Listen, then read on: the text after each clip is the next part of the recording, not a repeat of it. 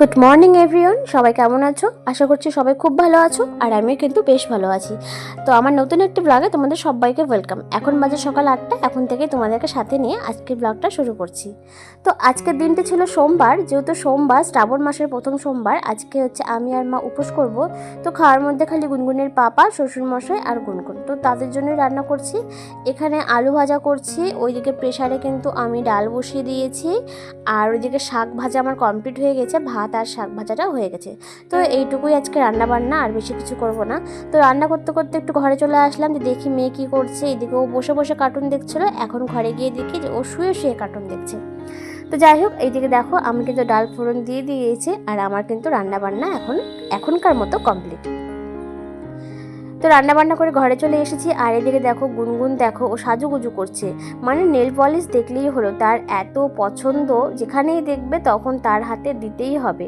তো দেখলেই প্রথমে পায়ে পড়লো, এখনও হাতে পড়ছে, মানে কোথায় কোথায় পড়তে হয় সেটুকু কিন্তু ও এখন বেশ ভালো করেই বুঝতে পারে, যে কোথায় কোথায় সাজুগুজু করতে হয় আর কি। তো যাই হোক, ওইদিকে দেখো আমি এখন স্নান করে চলে আসলাম। মা কিন্তু সকালেই স্নান করে ঠাকুর ঘরে ঢুকেছে। আমি যেহেতু সকালে স্নান করে ঠাকুর ঘরে ঢুকতে পারবো না, যেহেতু আমার এখন ছোট বেবি আছে, সে ঘুম থেকে উঠবে, তার পটি বাথরুম, তাকে ফ্রেশ করানো, খাওয়ানো, অনেক কিছু ব্যাপার আছে। তাই কিন্তু সকালেই আমি স্নান করে ঠাকুর ঘরে ঢুকতে পারি না। তো আমার ঠাকুর ঘরে ঢুকতে ঢুকতে এখন লেট হয়ে যায়। ওইদিকে কিন্তু মা সমস্ত কিছু জোগাড় করছে, আর আমি স্নান করে চলে এসে দেখো শাড়ি পরে নিয়েছি। আজকে কিন্তু আমি এটা একটা নতুন শাড়ি পরেছি, আর এই শাড়ির প্রিন্টটা আমার খুব পছন্দ হয়েছিল।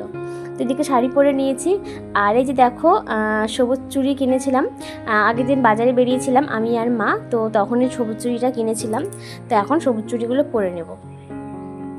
বেশ কয়েক বছর ধরে সবাই দেখছি এই কাচের সবুজ চুড়ি পরছে। আগে সেরকম পরতে দেখতাম না কাউকে, এখন দেখছি বেশ কয়েক বছর ধরে। তো সেরকম কিন্তু আমিও এখন পরছি। 3 বছরের মতো হয়ে গেল সবুজ চুড়িগুলো আমি পরছি আর কি, পরা ধরেছি 3 বছরের মতন হয়ে গেল। তো দেখো পরে নিচ্ছি চুড়িগুলো, আর মাও কিন্তু নিয়েছে। তো মা বেশি পরেনি, মা হচ্ছে দুটো দুটো করে দু হাতে পরেছে, আর আমি কিন্তু চারটে চারটে করে পরে নিলাম 2 হাতে। তো এখন চলে এসেছি ঠাকুর ঘরে, দেখো মা সমস্ত কিছু কিন্তু জোগাড় করে রেখেছে। তো আমি স্নান করে চলে আসলাম, আর এই যে দেখো এখন ধূপ ধরিয়ে নিচ্ছি। তো তোমরা যারা আমার ব্লগ দেখো, তোমরা আশা করছি জানবে যে আমাদের কিন্তু যে কোনো পুজোই হোক, আমাদেরকে কিন্তু আগে মনসা মাকে পুজো দিতে হয়। তো এখন কিন্তু আমি মনসা মাকে পুজো দিয়ে নিচ্ছি। উপরে পুজো দেওয়া এখন কমপ্লিট, এখন চলে যাচ্ছি গুনগুনকে নিয়ে নিচে। আর সে সিঁড়ি দিয়ে নামতে এতটাই পছন্দ করে, কোলে করে কিছুতেই নামতে চায় না, সে নিজে হেঁটে হেঁটে নামবে। তো এদিকে দেখো এখন চলে যাচ্ছে নিচেই আমাদের হচ্ছে শিবলিঙ্গ আছে, আর নিচেই আমাদের কালী মন্দির। তো এখন কিন্তু সেখানে পুজো করে নেব। তো এদিকে দেখো এসে দেখছি যে মা সমস্ত কিছু একদম ঠিকঠাক করে গুছিয়ে নিয়েছে।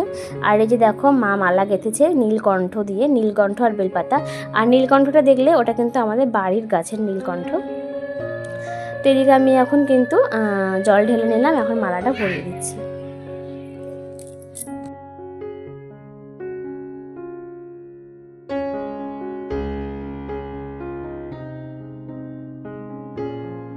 আমি পুজো দেওয়া হয়ে গেলে এদিকে কিন্তু এখন মা পুজো দিয়ে দিচ্ছে। আর মা অনেকটাই তাড়াহুড়ো করে পুজো দিচ্ছে, কারণ অলরেডি 10:30 বেজে গেছে।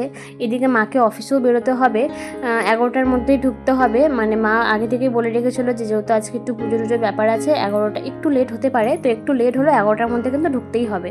তো পুজো টুজো কমপ্লিট করে ঘরে চলে এসেছি। এসে আগে একটু লম্বা হলাম, কারণ ওই যে সকালে ঘুম থেকে উঠেছি, উঠে রান্না বান্না কমপ্লিট করা থেকে শুরু করে, তারপরে গুনগুন ঘুম থেকে উঠলো, তাকে ফ্রেশ করানো, তাকে খাওয়ানো, তার সমস্ত কিছু করে দেওয়ার পর স্নান করে ঠাকুর ঘরে ঢুকেছিলাম পুজো টুজো করে। তাই ভাবলাম যে একটু আগে লম্বা হয়, তারপরে মেয়েকে খাবারটা খাওয়াবো। তো এখন গুনগুনের খাবারটা নিয়ে নিয়েছি। তো কিচ্ছু করতে ইচ্ছা করছিল না, আর ওর খাবার বানাতে ইচ্ছে করছিল না, এতটা খারাপ লাগছিল। তো এইদিকে ভাবলাম তাহলে ওকে এইটা দিয়েই খাইয়ে দিই, আলু ভাজা আর ডাল দিয়ে।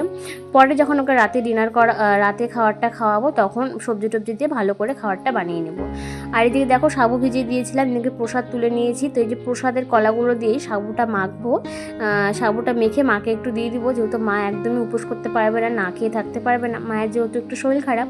তো মাকে সাবুটা কলা দিয়ে মেখে দিয়েছিলাম, খেয়ে কিন্তু অফিসে চলে গেছিলো।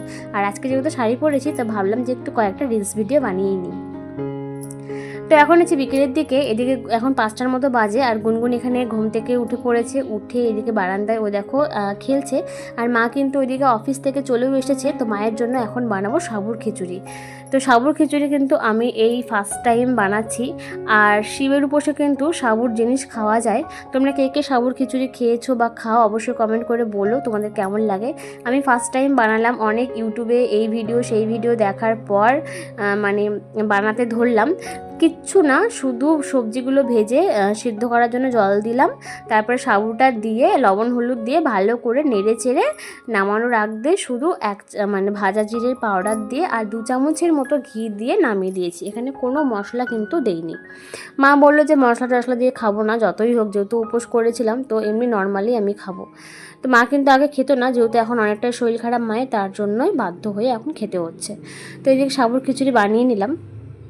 তো অবশ্যই তোমরা জানাবে কে কে সাবুর খিচুড়ি খাও বা তোমাদের কেমন লাগে সাবুর খিচুড়ি, অবশ্যই কমেন্ট করে জানাবে।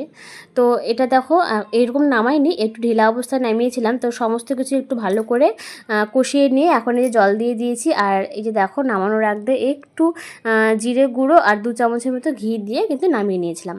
তো তোমাদের কেমন লাগলো অবশ্যই কমেন্ট করে জানিও। ভালো লেগে থাকলে চ্যানেলটা সাবস্ক্রাইব করে পাশে থাকো। আর তোমরা কিন্তু জানাতে ভুলো না যে কে কে সাবুর খিচুড়ি খাও। আজকের মতো টাটা।